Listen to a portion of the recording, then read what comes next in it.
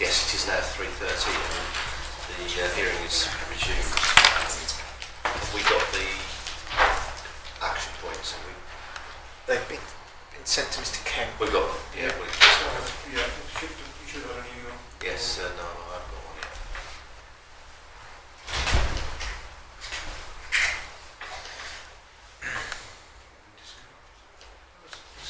You've been disconnected. I've been disconnected. I think it'll be helpful if Mr. Redwright perhaps talk us through and we'll double check them against our notes. Okay, sir. So going back to day one, when we're talking about the procedural and legal requirements,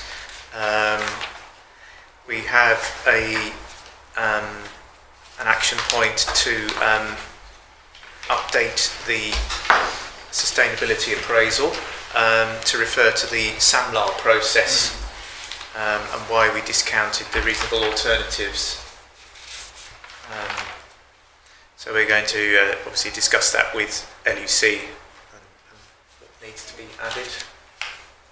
Does that sort of tally with your Yes. thoughts on the matter? Yeah. Yes, it does. And yes, you note there's no additional main additional modification. Of course, the SA would need to be revisited, I think, in view of main modifications in the event. So that Yes. would happen to talk to one Okay. side by side with any main modifications. Okay. And then going on to the viability assessment, this will need some slight changes, taking into account the revised cost of dwellings and with the modelling rerun. So this is to do with, I suppose, updating the baseline information and taking into account the higher values. In terms of timing of that, so you don't necessarily end up doing it twice. I think it would be helpful to do what can be done now, but with a view that there may be a need to revisit it, make modifications. So to see whether it would be more efficient to look at some aspects of it, and if there's a need to revisit the whole document, rather than having to update it twice. Whether there's any benefit to the council in terms of effectiveness and not to pay twice for the same thing, if you know what I mean.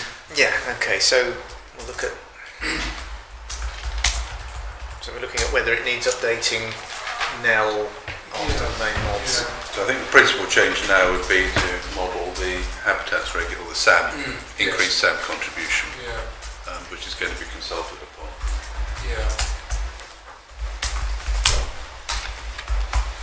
Rather than looking at the whole document, if there's maybe that's all that we need. But if there's a greater suite of changes, and following our discussion on the DM policies, we may end up with other factors that need to be changed. So Yeah. Okay.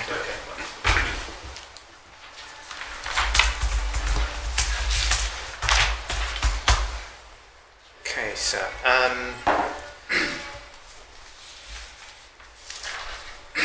We've got an action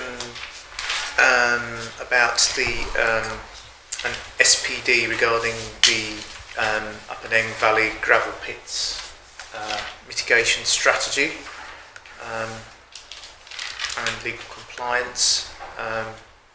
This is something that we're going to have to look into, and but clearly it's something we need to get done.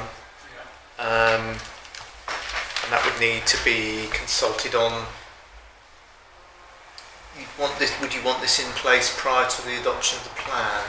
I think we would need to have comfort that it's capable of being adopted before the plan. And ideally, things that are aggressive, but ideally I think we would need to be satisfied that Natural England would be content before we were to conclude that the plan could be made sound with main modifications. Because if we end up in a position where there's still hypothetically a Natural England objection that may require further main modifications, if that's not been achieved, that doesn't get us to the point of having a sound plan. No. It could get us to a point of having to be main modification stage and wasted time and expense by the council and other participants. So I think ideally, if the the consultation is going to happen before the spring of next year. It's for that to happen, the council to be in a position and seek agreement with National England to adopt the document. And the adopted document would be there and exist whilst the main modifications consultation would be undertaken. I think it would give everyone the comfort that the document exists, whereas if there's some uncertainty, I'm not sure how we would necessarily phrase all the main modifications. Yeah. It would be on the basis of what if, and I'm not sure that would be effective. No. So just for clarification, are you suggesting that the main modification consultation couldn't start until the end of the mitigation strategy consultation, or could that happen? I think we would need to be satisfied that the mitigation strategy can be put into place. Yeah. And in terms of the legal requirements of the habitats regulations, that those can be met. So we would obviously take Natural England's advice as well. I wouldn't want a situation where there isn't a strategy that hasn't been consulted on, and given the number of sites in the plan that have direct or indirect effects upon the SPA, I would not want it to be left to after the adoption of the plan. That certainly wouldn't be effective. I don't think in this case it would be legally compliant to do so. So if the strategy can be consulted upon and put into place before the main modifications, my view at the moment, I'll give you some further thought, but I think that would be the correct thing to do. We would need to be satisfied that the plan is legally compliant, can be made legally compliant before we move into main modifications. Yeah. And so the issue would be, if we're not satisfied, say there's an Natural England hypothetical objection, do we want to have further hearing sessions, or within further main modification stage that would just extend the time frame out for the sake of a bit of time next year? Yeah. I think it's better to get everything correct before you progress to the next stage. So I'm not 43 entirely, but I don't think I would be comfortable in moving to main modifications unless I'm perfectly satisfied that the issue has been resolved. Given the relationship with the habitats regulations, it's not just a soundness issue, it's a legal compliance issue. So. Okay, so. But the thing to do is just advise us how you're progressing with that, and what your time frames are, and let us know how the discussions go with Natural England.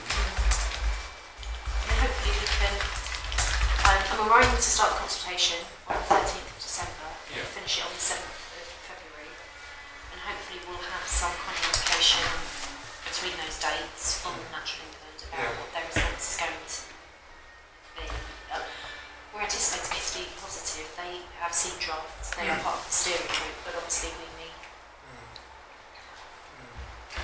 What I think would be helpful to us would be, once that consultation is done, and you have the results of the consultation, for you to obtain from Natural England a letter that sets out Natural England's view on that and any updated HRA.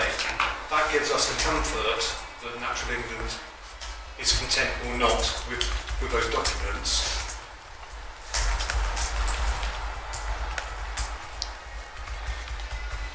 But in terms of the council, then it would need to go to a meeting and be agreed by the council and put into place. Yeah. So we just need to think, but in Natural England, there's a document Natural England are content with.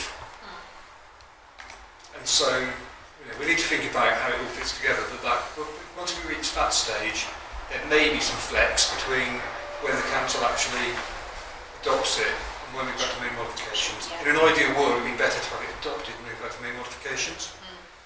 But that could delay the process because we'll be looking at a sort of April cabinet for that. But hopefully there'll be the sort of from February we'll know what Natural England's position is on it. Yeah.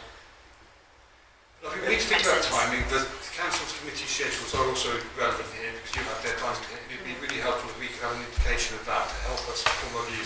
But we still have to provide our initial advice to you following the hearings, and we would need to make sure we've got the right information. So we need to take a view